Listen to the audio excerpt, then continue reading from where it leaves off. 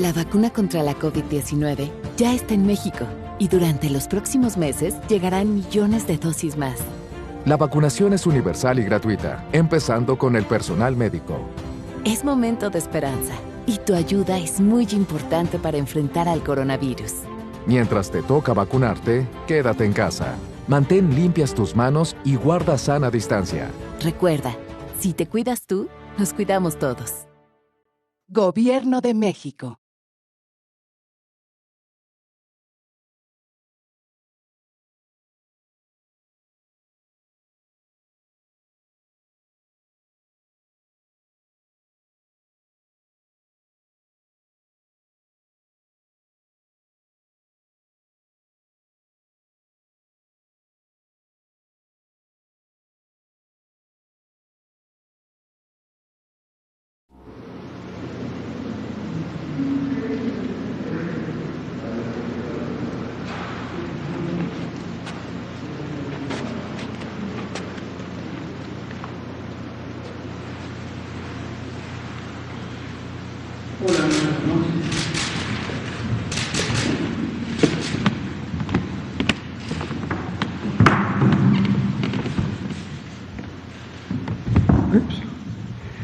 Muy buenas noches, ¿qué tal? Son las 19 horas con 1 minuto y estamos en el Palacio Nacional de México, en la Ciudad de México. Vamos a iniciar la conferencia de prensa diaria sobre COVID-19, la pandemia causada por el coronavirus SARS-CoV-2. Hoy vamos a tener informes de seguimiento a la epidemia que presentará el doctor Ricardo Cortés, director general de Promoción de la Salud, y desde luego también el avance de la vacunación. Estamos ya por terminarnos el paquete de vacunas que llegó la semana pasada, esta semana de hecho, el 12 de enero. Ahorita lo comentamos. Y abrimos a preguntas y respuestas para cualquier inquietud que haya en las últimas horas. Le pido al doctor Cortés si es tan amable de presentar el primer segmento. Con gusto. Muy buenas noches, tengan todas y todos aquí en Palacio Nacional y desde donde nos sigan en sus casas. Hoy tenemos una epidemia activa que representa el 6% de la epidemia total, con un total de 111.884 personas que tienen al momento su infección activa. Este número, como lo hemos reportado y notificado en múltiples ocasiones y en los últimos, sobre todo días, ha ido incrementándose, dado este incremento que se observa en la curva epidémica desde la semana 39-40, que actualmente, con respecto a la semana anterior, de la 52 a la 53, existe un incremento del 12% en el número de casos estimados, regresando a los niveles que teníamos en la semana 50-51, dado que cuando termina el año, siempre, para cualquier enfermedad, siempre hay un descenso en el número de personas que acuden a los servicios de salud por el tiempo del que estamos hablando, las vacaciones, Navidad, Año Nuevo. Eso siempre hace que haya un decremento en el número de personas que recurren a los servicios de salud. Sobre las personas recuperadas, la curva de personas recuperadas, hay un descenso del 4% con respecto a la semana inmediata anterior. Tenemos un total de casos estimados de 1.822.728 personas y de recuperadas 1.212.403 personas. Sobre la curva de positividad, se cierra esta semana, la semana 53, que hoy concluye con un 45% y un incremento al final de la semana ya se cierra en 2 puntos porcentuales con respecto a la semana 52. Hasta el momento, un total de 4.100.111 personas han tenido un contacto con el Sistema Nacional de Vigilancia Epidemiológica para ser notificadas y estudiadas con un estudio epidemiológico de caso y en su gran mayoría una toma de muestra para buscar el virus SARS-CoV-2. De todas estas personas, de estas 4.1 millones de personas, un total de 2.050.653 han resultado con una prueba negativa al virus SARS-CoV-2. Eso quiere decir que tienen algún otro agente infeccioso que les ha ocasionado su cuadro respiratorio por el cual acudieron a los servicios de salud. Y tenemos un total de 1.630.258 personas que han resultado con una prueba positiva al virus SARS-CoV-2.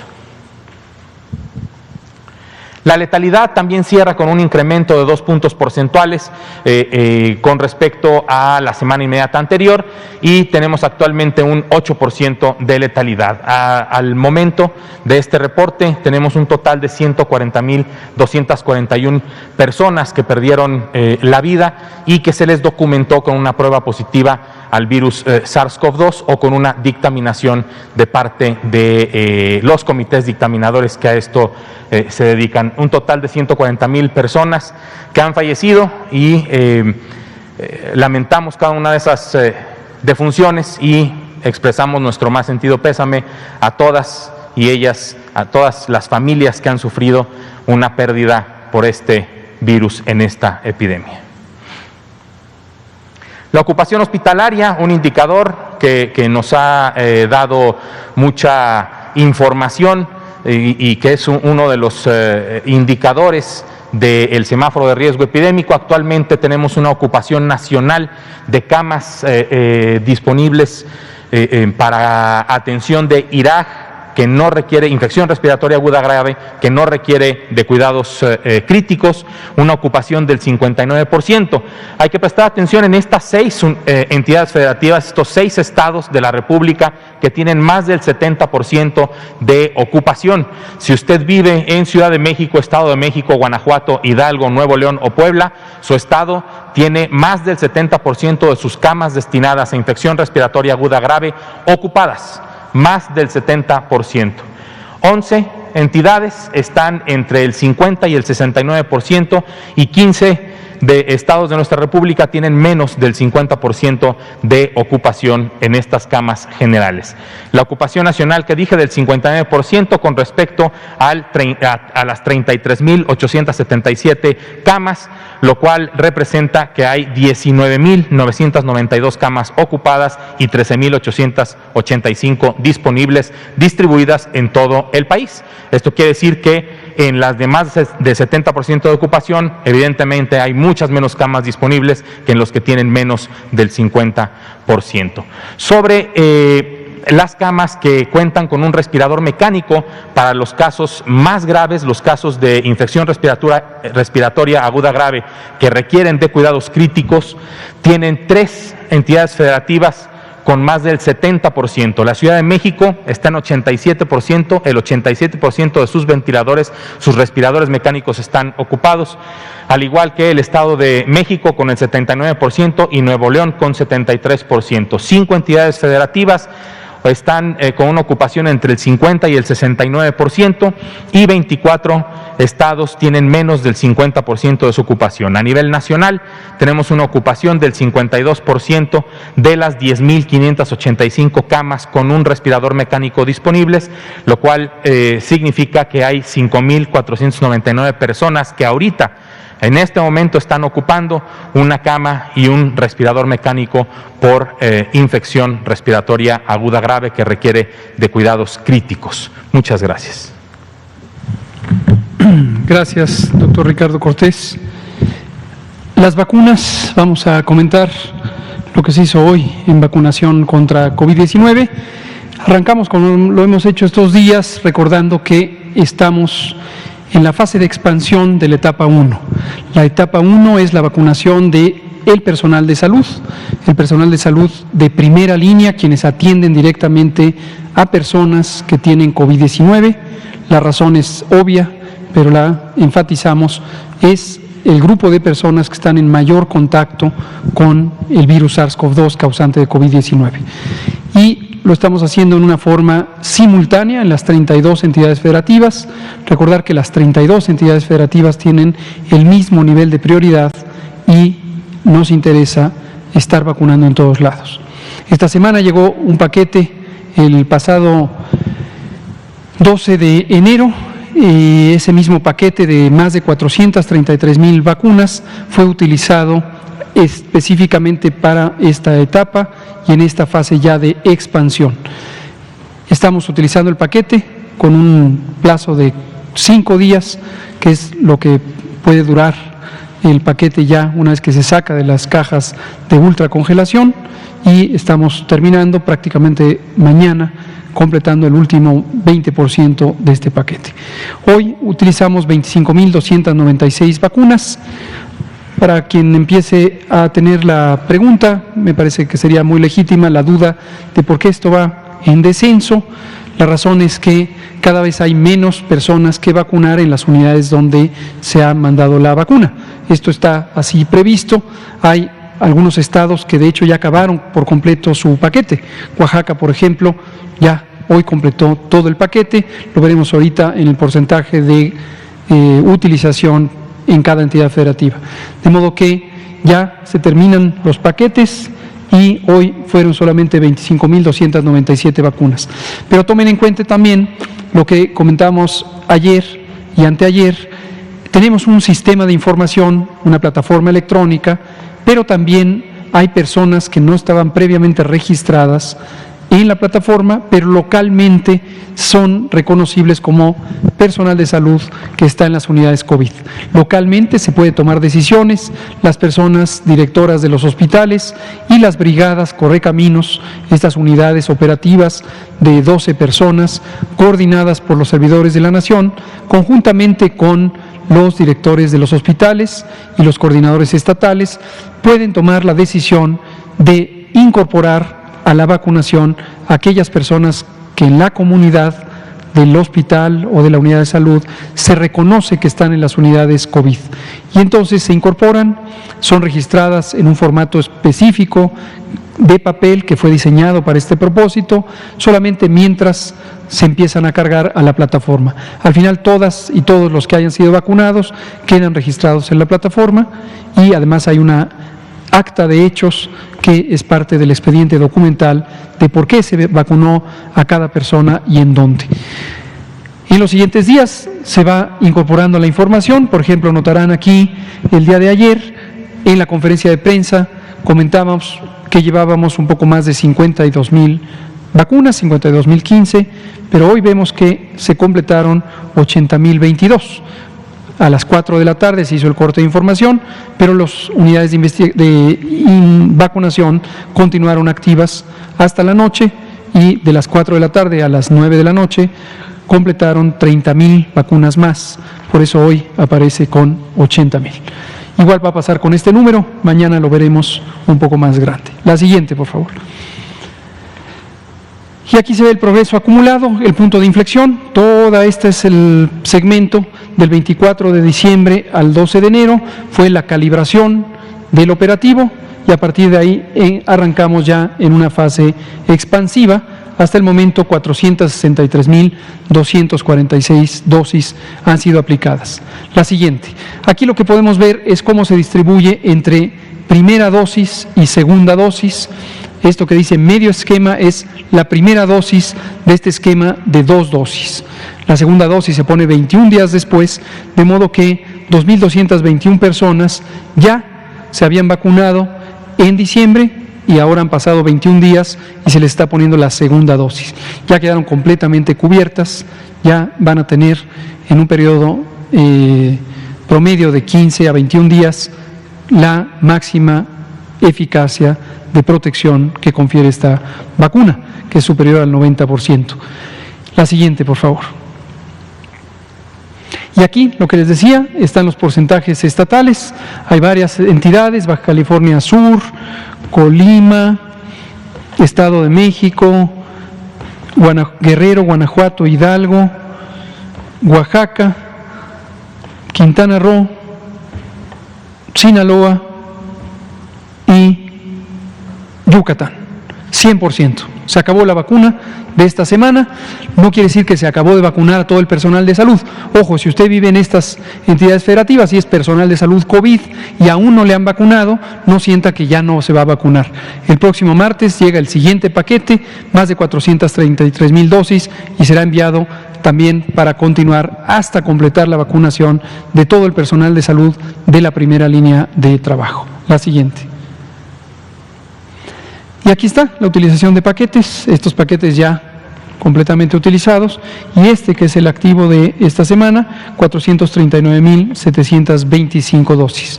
39,000, dije 33,000, son 439,725, usado al 81%, nos queda 19%, que será el esquema de trabajo de mañana. La siguiente.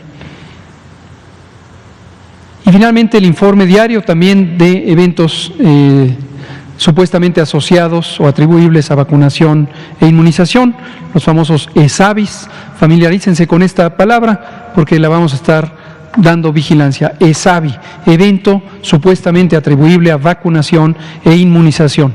Esto quiere decir aquellas formas de reaccionar de las personas cuando reciben vacunas. Esto es algo esperable con las vacunas y con varios otros productos farmacéuticos, y son situaciones que deben ser vigiladas y observadas. En su enorme mayoría, 97%, son leves: fiebre, dolor en el sitio de inyección, enrojecimiento del sitio de inyección, quizá mareo, quizá náusea, que se quitan de manera espontánea, son parte de la respuesta inicial a la vacunación. Pueden durar los primeros 2-3 días, sobre todo dolor de cabeza también se puede presentar. Esto es parte de las manifestaciones de la respuesta inmune, conforme el organismo es estimulado por un agente externo, en este caso la vacuna, que es un producto relacionado con el virus, pero completamente incapaz de causar COVID-19, de causar la enfermedad que produce SARS-CoV-2. Pero el cuerpo reacciona ante ello y desde luego hace algunos síntomas, como los que estoy comentando. Se quitan espontáneamente. Pero desde luego también puede haber reacciones en alguna proporción minoritaria, que es este 3%, que merezcan mayor interés y son consideradas médicamente como ESAVI graves, eventos supuestamente atribuibles a vacunación e inmunización graves. Hasta el momento tenemos a este conjunto de 24 personas en condición de enfermedad grave, evento grave, de las 753 en total que han sido registradas, y esto representa 0.16% por las dosis aplicadas. La distribución de edad se muestra aquí. Hay un predominio de las mujeres, no se conoce una razón peculiar de ello y puede estar relacionado con la distribución de sexos en las personas vacunadas. La gran mayoría del personal de salud que está en las unidades COVID son enfermeras y son mayoritariamente mujeres, pero también entre las médicas y médicos hay una proporción importante de médicas y otro personal también que participa en las unidades clínicas. Vamos a estar incorporando una estadística también sobre sexo y edad de las personas vacunadas para tener una noción que permite interpretar este número cuando lo presentamos aquí al público. Actualmente solo 6 están hospitalizadas, 18 han sido ya egresadas, y aquí se ve la distribución por las entidades federativas y no hay ninguna predilección. Coahuila es el estado que ha tenido 7 eventos, los demás 4, 2 y 1, pero no hay ninguna razón hasta el momento que indique que Coahuila pudiera ser una situación de especial preocupación. Si usted vive en Coahuila, es personal de salud, ya se vacunó o le toca ser vacunado próximamente, no se quede con la idea de que Coahuila es un sitio de riesgo en este sentido. Es la variabilidad que puede existir en la distribución de estos eventos. Y esta es la última. Vamos a abrir a preguntas y comentarios. ¿Quién quiere empezar? Arturo Contreras, Pie de Página. Buenas noches, Carlos. Hola, buenas noches, Arturo Contreras de Pie de Página. Aprovechando que hay varias preguntas.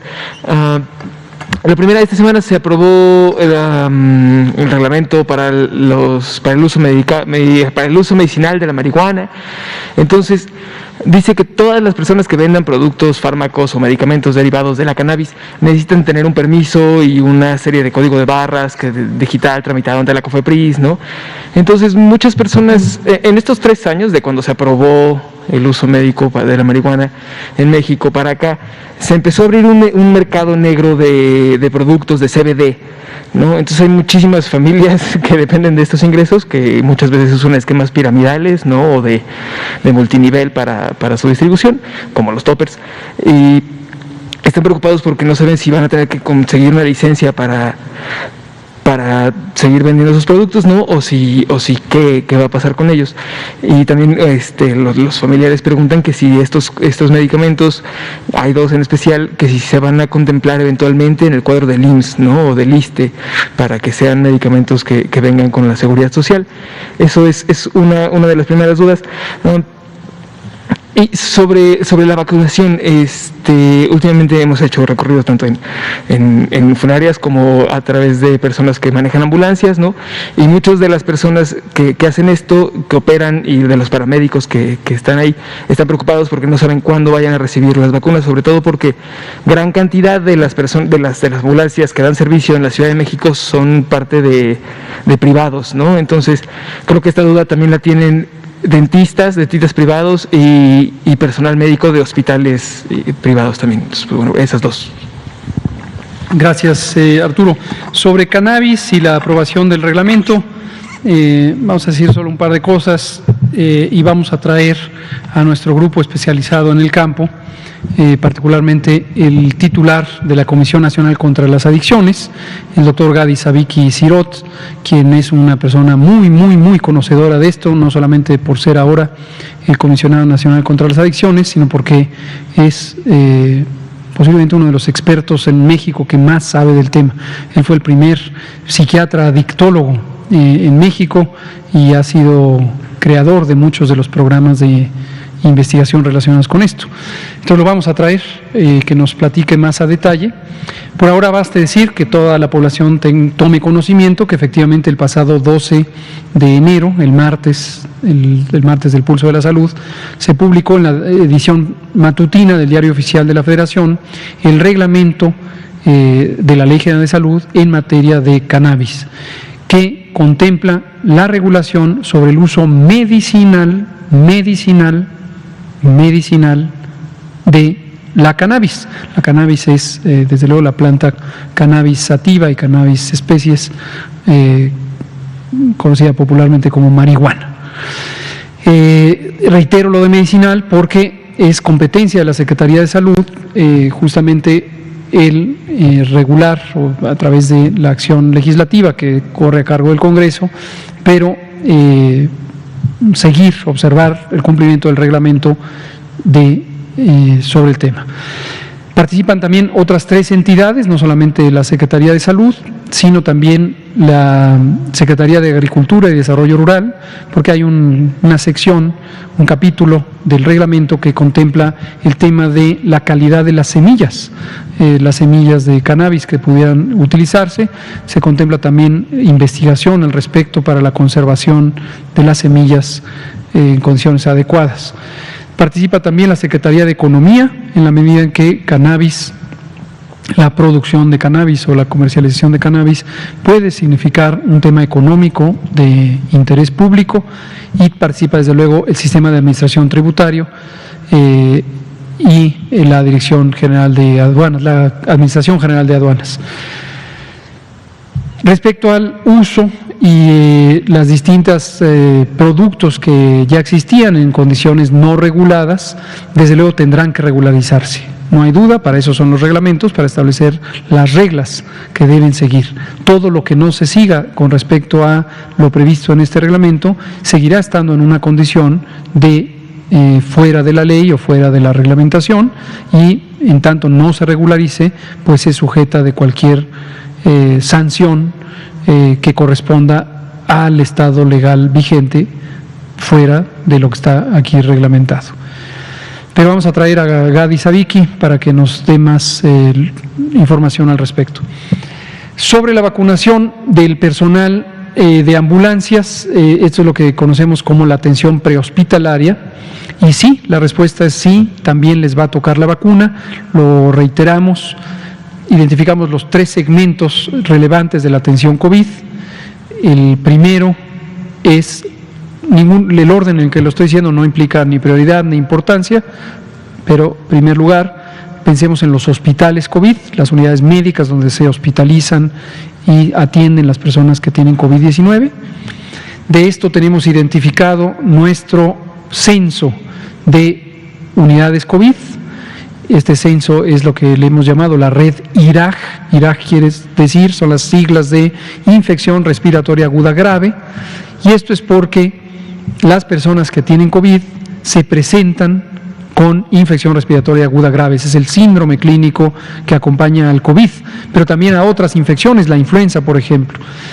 En el momento en que ingresan las personas, puede ser que ya conozcan su diagnóstico de COVID, es decir, el síndrome clínico más el diagnóstico de infección por el virus SARS-CoV-2.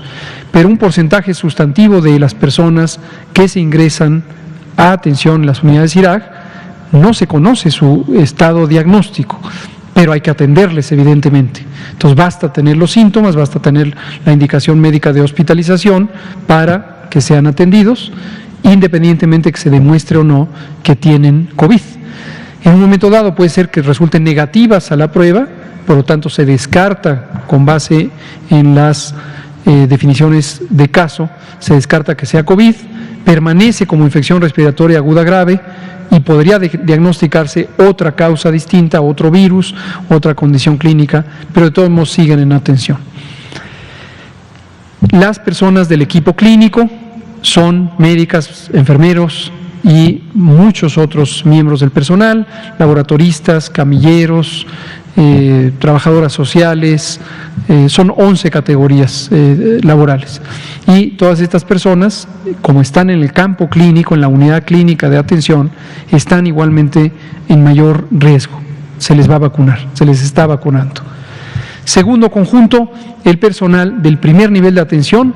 Estas son las unidades médicas que conocemos como centros de salud o unidades médicas rurales o bien unidades de medicina familiar que hayan sido identificadas para el tratamiento de COVID. Ojo, no son todas, pero sí, primera línea son las que deliberadamente fueron designadas para atender personas con COVID. Entonces también, primer nivel de atención, COVID. Eso es la primera línea. Y tercero, la atención prehospitalaria, y es precisamente quienes atienden en las ambulancias donde se transporta personas enfermas de COVID. Todas las personas que están involucradas en la operación de una ambulancia están expuestas a mayor exposición al virus SARS-CoV-2 y efectivamente van a ser vacunadas también. ¿Cómo van a ser registradas? A partir de los centros reguladores de urgencias médicas. Esto es un modelo operativo que ya hemos presentado aquí alguna vez cómo funciona. Trajimos a el doctor Gabriel García, quien es el titular del Centro de Operación para Atención a Contingencias, COPAC, de la Secretaría de Salud, y él a nivel nacional coordina o interactúa con los centros reguladores de urgencias médicas CRUM que hay en las entidades federativas. Hay personal administrativo de estas unidades, ellos no son elegibles para ser vacunados en esta primera fase, serán vacunados cuando les corresponda por su edad, por sus condiciones de salud, pero no son elegibles. Sin embargo, en los CRUM hay personas que sí están en el campo clínico, paramédicos, médicos, y entonces ellas y ellos sí van a ser considerados, y precisamente a través del CRUM es como van a ser registrados y llamados para ser vacunados contra el virus. Gracias, Arturo. ¿Quién sigue? Iris Velázquez, de Reforma. Buenas noches. Sobre estas quejas que se han presentado en algunas entidades de servidores de la nación que están siendo vacunados, ¿qué nos dice? ¿Qué se hace en este sentido? ¿Qué quejas? No más, pero... Sí, medios locales han documentado cómo se está vacunando contra COVID-19 a servidores de la nación. que lo denuncien. Quien quiera que vea esto, que lo denuncie. Muy importante. ¿Cómo se procede? Pues a partir de una denuncia. Pues directas no. Si ustedes, esto es importantísimo, vuelvo a referirme a la utilidad social de la prensa responsable. Si alguien de la prensa responsable identifica un hecho que es reprobable en términos de la conducta social porque afecta los intereses colectivos o los intereses de otra persona, ayúdenos a denunciar de manera estructurada, formal, clara, identificable. Lo otro, sacar una foto, sacar un pie de página, decir está ocurriendo un problema, pero no ayudar a documentarlo, pues es prácticamente lo equivalente a un chisme. No se puede, evidentemente, sancionar o perseguir una conducta con base en un chisme, ¿no? Sería un poco descabellado, sería muy desgastante, sobre todo que aparecen muchos chismes en algunos de los periódicos. Entonces ayúdenos, si quieren ayudar, pues se los agradecemos, pero háganlo realmente con una manera que nos ayude. Se los digo de una vez, se los digo con todo respeto, los chismes no ayudan. Si tienen una denuncia, ayúdenos a presentarla y que podamos identificar con claridad de quién se trata.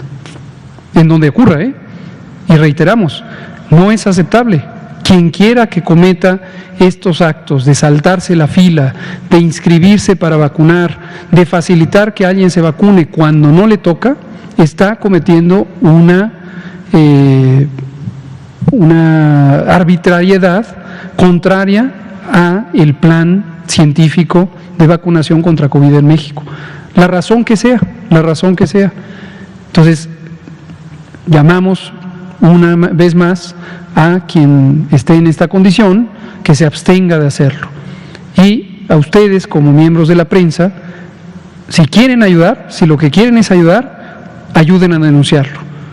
Si no es esa su intención y quieren pues simplemente presentar el caso como un chisme a ver quién se entera, pues no nos están ayudando demasiado, no tanto a nosotros en el gobierno, sino a este país. Pero ayúdenos. ¿De acuerdo, Iris de Reforma? Gracias. Por favor, Carlos Avaroa de 1+1. Sí. Hola, doctor. Buenas noches, doctor Gatell. Buenas noches, doctor Cortés. Una pregunta. Hemos visto la evolución del semáforo. Originalmente eran 3 estados que estaban en rojo, evolucionaron 2 más que son 5, la sorpresa ayer son 10, o sea, son bastantes estados, o sea, quiere decir que hay dificultades en cada uno de estos estados. Yo quería pedirle su opinión al respecto de estados, por ejemplo, como Querétaro, que tenían ya mucho avance y tuvieron que retroceder. ¿Cuál es su opinión al respecto, doctor? Con mucho gusto, vamos a pedirle a nuestro semaforista que nos comente al respecto. Muchas gracias. Todos, en realidad, todo el país está ahorita en una época en la que sabíamos que iba a incrementar la actividad viral en general. Y evidentemente lo que estamos observando es que principalmente el virus principal que está afectando en todo el país es el SARS-CoV-2. O sea, sabíamos que esta situación iba a pasar. Entonces, ¿qué es lo que sucede? Conforme el riesgo epidémico va disminuyendo y los indicadores van disminuyendo, el riesgo, el color cambia a un riesgo menor y las actividades sociales y económicas pueden incrementarse.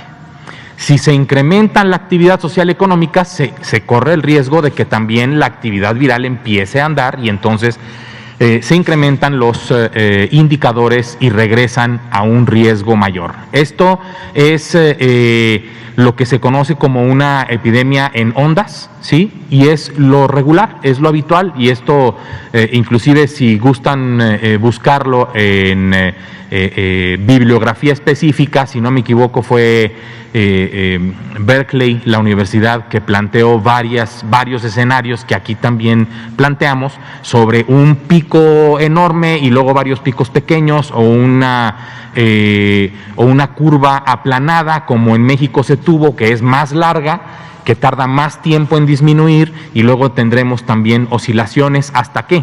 Hasta que llegue el momento en que tengamos una población inmunizada, como ya lo estamos empezando a tener con las vacunas disponibles, y además que lo que estamos esperando es que el virus SARS-CoV-2 se comporte como todos los virus respiratorios que se introducen a nuestro ecosistema y que tendrán una actividad endémico-epidémica.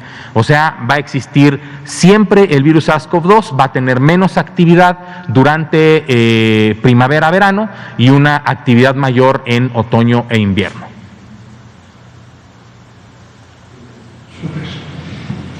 Un elemento más que complemento lo que ya dijo el doctor Cortés es este recordatorio de que en la medida en que la epidemia continúa activa en México y en todo el mundo, es muy importante no asumir que ya no hay que seguir las medidas de precaución. Estas tendrán que seguir seguramente por varios meses más. Pongo un ejemplo con uno de los países que más amplia vacunación ha logrado, Israel. Es el país que, después de Estados Unidos, en términos de número, pero proporcionalmente más vacunación ha logrado, hasta el momento cerca del 18%, pero también es uno de los países que tiene en este momento el incremento más rápido y más grande de la epidemia. Y ahí se ilustra mucho lo que nos puede ocurrir a cualquier país, que es que en este oleaje que menciona el doctor Cortés, estas fluctuaciones, subidas, bajadas, coincida un momento de avance de la vacunación con un momento de avance de la epidemia. Realmente llegará a un punto de estabilización cuando se haya alcanzado un porcentaje relevante de personas que tengan anticuerpos. Este porcentaje se va a componer de personas que sean vacunadas, será la mayoría de quienes tengan inmunidad producto de vacunación, con el porcentaje de personas que tienen ya inmunidad porque han sufrido la infección o la enfermedad, la infección por SARS-CoV-2 o la enfermedad COVID-19. Recordarán que desde octubre del año pasado, desde agosto del año pasado, arrancó el proceso de colección de información para la Encuesta Nacional de Salud y Nutrición.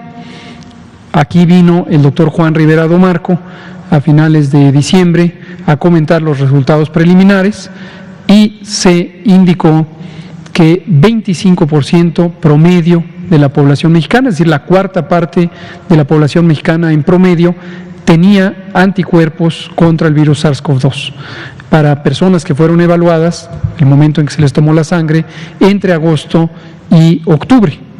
Seguramente para los contagios que siguieron ocurriendo a partir de octubre, cuando empezó a aumentar la tendencia de ocurrencia de casos, creció este porcentaje y esta semana se puso al acceso público ya el informe final de la Encuesta Nacional de Salud y Nutrición y se menciona este 25%. Esto posiblemente aumentó un poco más después en octubre, noviembre y diciembre.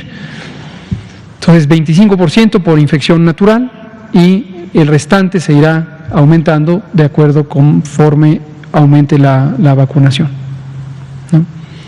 Y aquí respecto a la pregunta de Iris, complementando lo que les decía hace un ratito y lo que habla de los servidores de la nación, también se lo comento porque es de interés para el público, pero también para ustedes como periodistas que están buscando elementos específicos. Los servidores de la nación forman parte de las brigadas Correcaminos, son de hecho quienes coordinan las brigadas Correcaminos y está indicado en el plan de vacunación que los miembros de la brigada también sean vacunados. Entonces, también para que ustedes no se sorprendan, quizá por falta de información, con mucho gusto se las proporcionamos. Las personas servidoras de la nación son parte de la brigada Correcaminos y está considerado que sean vacunadas. Entonces no es una anomalía, no es un abuso, es parte de lo que está planeado.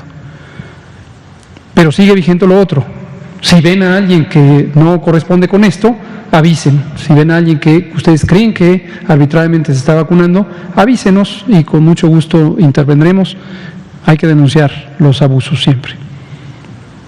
Pues muchas gracias, Arturo Contreras. Adelante, segunda ronda. Tenemos tiempo. aprovechando que hay tiempo, sobre la actualización de cepas que han llegado a México, ¿no? Hay preocupación tanto por la cepa que se registró en Reino Unido como la de Sudáfrica y otra en Brasil. Entonces nos comentan que es un monitoreo que hace constantemente.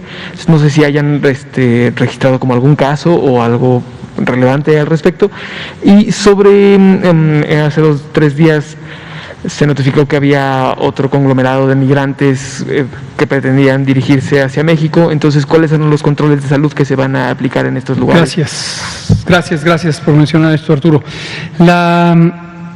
Sobre las distintas variantes o cepas de SARS-CoV-2, recordar que en México tenemos un sistema de vigilancia basado en laboratorio, muy sólido, muy amplio, muy antiguo.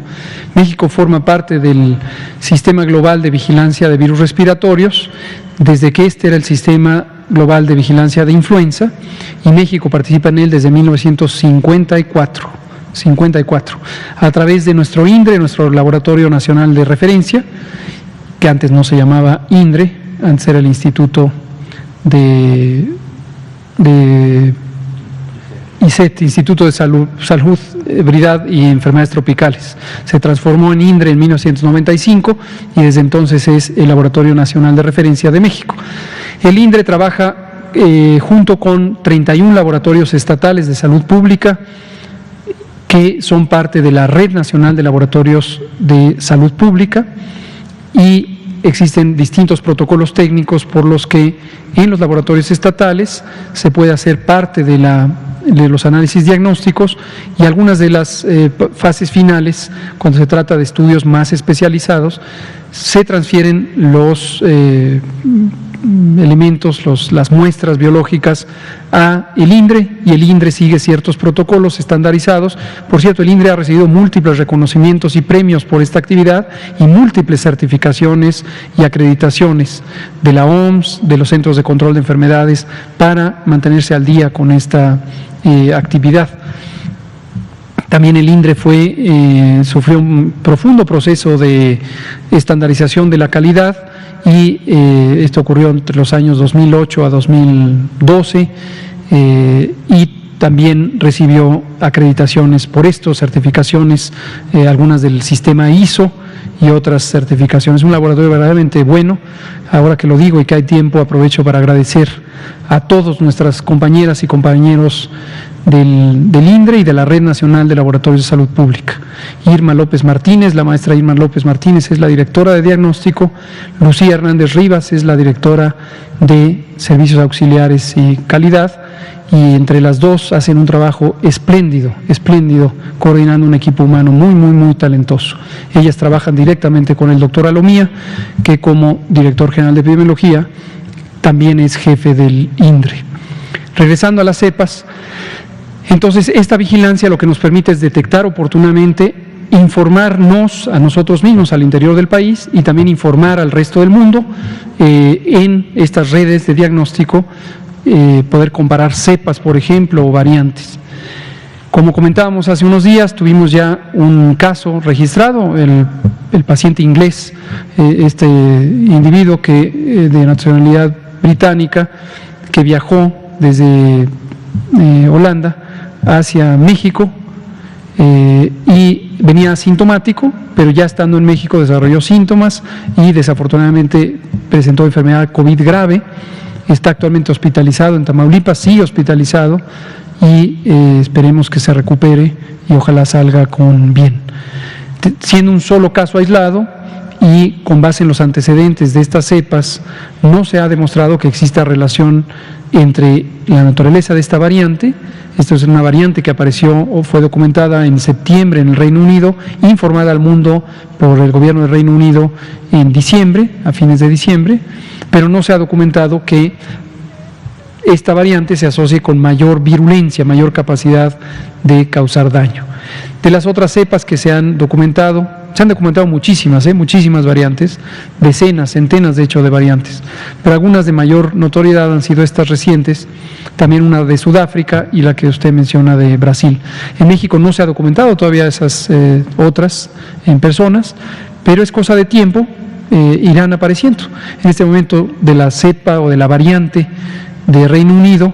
Ya se han identificado cerca de 30 países, se habla de que posiblemente pronto se documentará en 50 y seguirá aumentando, y es muy probable que en todo el mundo circule la misma cepa en algún momento. Podría llegar a pasar, si es que realmente la cepa es más transmisible, que se convierta en insisto en llamarle cepa, pero no es cepa, es una variante. Esta variante podría convertirse en la variante predominante. Ha habido consideraciones sobre que esta variante, por ser más transmisible, podría ser más intensa la carga de enfermedad de COVID-19 y ser parte de los retos a enfrentar durante 2021. Ese es en lo que vamos. Caravana migrante, muchas gracias.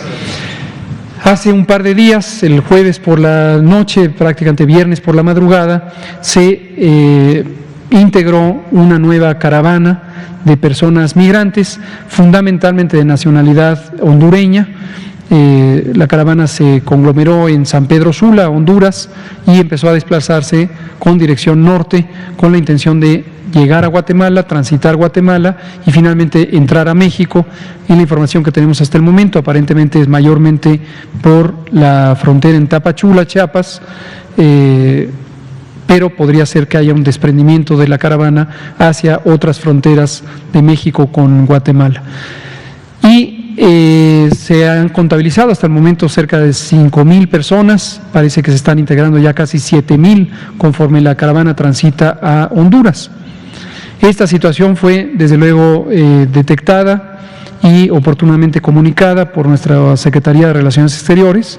El canciller Marcelo Ebrard puso el punto sobre la reflexión de este fenómeno y fue conversado con cierto detalle en el gobierno, en el gabinete del presidente López Obrador, y se decidió que integráramos un operativo multiinstitucional de respuesta para poder asegurarnos que las personas que ingresen al territorio nacional tienen la protección social que corresponde a cualquier persona que esté en nuestro país.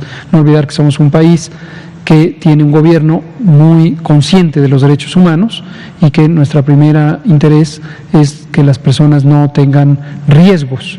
Uno de los riesgos importantes, no tiene en este punto una relación directa con salud, es el tema de que sean víctimas de extorsión y de distintos tipos de abusos.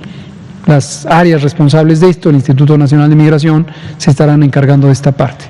Pero también el propio presidente consideró que es importante que haya un acompañamiento de salud para que estas personas no vayan a enfermar y quedarse sin protección de salud, y al mismo tiempo que la población mexicana o la población residente en México también tenga la tranquilidad de que si en un momento dado la caravana, por ser un grupo humano numeroso, llegara a tener a alguien con infección por SARS-CoV-2 y se propagara entre la caravana, podría representar una contribución a la transmisión. Como hemos dicho en innumerables ocasiones y lo volvemos a decir, el asociar personas migrantes con riesgos de salud suele estar cargado de una visión de xenofobia, de estigma, que no guarda proporción con el riesgo real.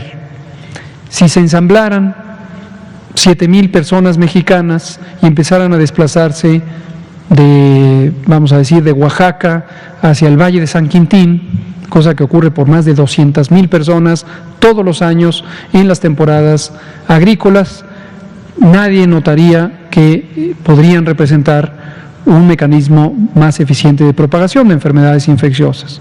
Pero como aquí se trata de personas extranjeras, enseguida llaman la atención de ciertos segmentos de la opinión pública muy tendientes a ver a las personas extranjeras como amenazas. En la ciencia de la salud pública esto ha sido considerado por décadas, posiblemente siglos, y la evidencia muestra que no hay una razón peculiar para considerar a las personas extranjeras como riesgos para la salud por el hecho de ser extranjeras. Ciertamente, cuando se congregan más personas, pueden ser más eficientes en transmitir enfermedades infecciosas que se transmiten de persona a persona. Pero quiero ser muy enfático, lo he sido cada vez que se toca este tipo de tema, que es desde luego una equivocación considerar a las personas extranjeras, por el hecho de que sean extranjeras, como riesgos para la salud. La nacionalidad es también hasta cierto punto un accidente histórico que nos distingue a unos de otros simplemente por razones político-administrativas. Entonces, el plan tenemos desde que empezó este gobierno.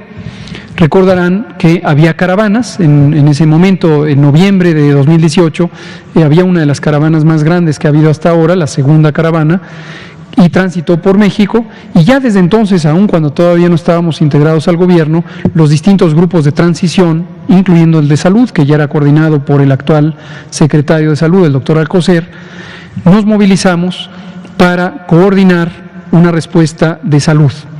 En ese momento incluso se movilizó el hospital móvil y estuvo ahí asentado en la zona norte del país. Ese mismo tipo de esquema ha ido madurando a lo largo de la administración y se estableció el pasado 19 de septiembre por decreto presidencial una comisión nacional para la atención de la migración. La coordina el canciller Marcelo Ebrard. De manera directa, esta función le ha sido encomendada al subsecretario Maximiliano Reyes, que es el subsecretario para América del Sur, y en ella participamos varias instituciones, desde luego incluida la Secretaría de Salud, y desde que fue instalada la comisión, la Secretaría de Salud está a cargo del tema de salud y tenemos un mecanismo de coordinación para aquellos elementos que son coordinados desde la Federación y aquellos que son ejecutados desde las entidades federativas. Recordar que la Secretaría de Salud no tiene unidades operativas, excepto las que corresponden a los hospitales federales y los institutos nacionales de salud. Pero fuera de eso, cada centro de salud que hay en el territorio nacional, que son cerca de 20,000, son propiedad y están bajo la administración de los gobiernos estatales. Sin embargo, esta coordinación en el tema de salud nos ayuda a apoyar a los estados, particularmente el estado de Chiapas, que es el que tiene el mayor flujo migratorio, para poder ejercer acciones de protección a las personas migrantes.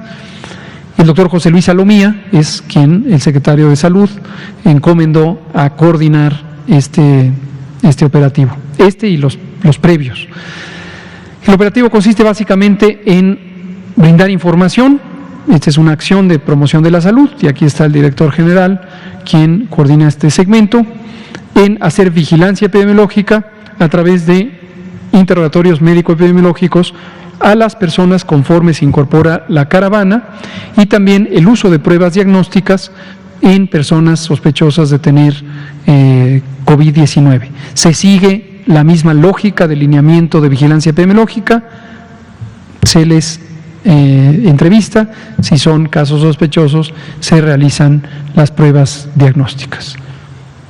Y se les brinda también información para que puedan tener comunicación en caso de que sea necesario a través del sistema de las estaciones migratorias y el trabajo que hace el Instituto Nacional de Migración a cargo del licenciado Francisco Garduño. Pero seguiremos de cerca el tránsito de esta caravana. Desconocemos los otros elementos, si en un momento dado pudieran desmotivar a que continúe la caravana en el tránsito por Guatemala o en el tránsito por México, pero nosotros estamos listos. Se estima que la caravana podría arribar a México el próximo lunes 18 de enero en caso de que continúe su tránsito por Guatemala. Muchas gracias, Arturo. Pues muy bien, si no hay otra consideración, aquí terminamos. Hoy es sábado 16 de enero. Llevamos 81% de la vacunación del paquete más reciente y estaremos recibiendo el nuevo paquete el próximo martes. Ese mismo martes se desplazará a las unidades operativas en los estados de la República. Este operativo de logística estará a cargo de el Ejército. Agradecemos como siempre a la Secretaría de la Defensa Nacional su apoyo en esta y muchas otras actividades. Y a las 8 de la mañana del miércoles se estará iniciando el uso de estos paquetes, y el esquema seguirá siendo para la semana siguiente muy parecido a este. En 5 o 6 días se agotará el paquete hasta completar a el personal de salud de primera línea. Muchas gracias. Buenas noches. La vacuna contra la COVID-19 ya está en México y durante los próximos meses llegarán millones de dosis más. La vacunación es universal y gratuita, empezando con el personal médico. Es momento de esperanza y tu ayuda es muy importante para enfrentar al coronavirus. Mientras te toca vacunarte, quédate en casa. Mantén limpias tus manos y guarda sana distancia. Recuerda, si te cuidas tú, nos cuidamos todos. Gobierno de México.